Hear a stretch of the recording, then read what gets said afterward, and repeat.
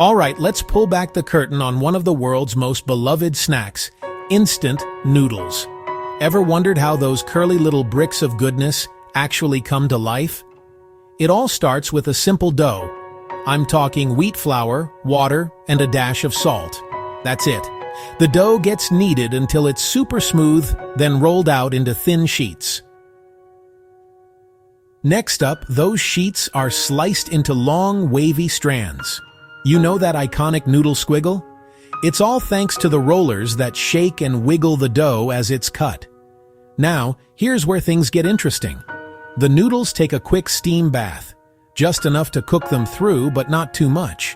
After steaming, they're shaped into those familiar little bricks.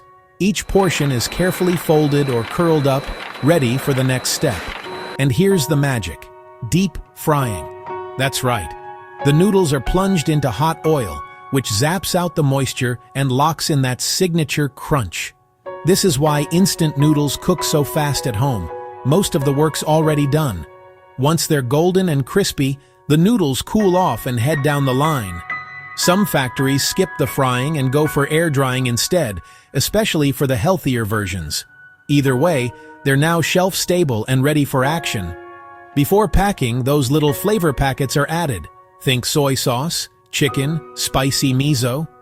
The noodles and seasonings are sealed up tight, shipped out, and waiting for your next craving.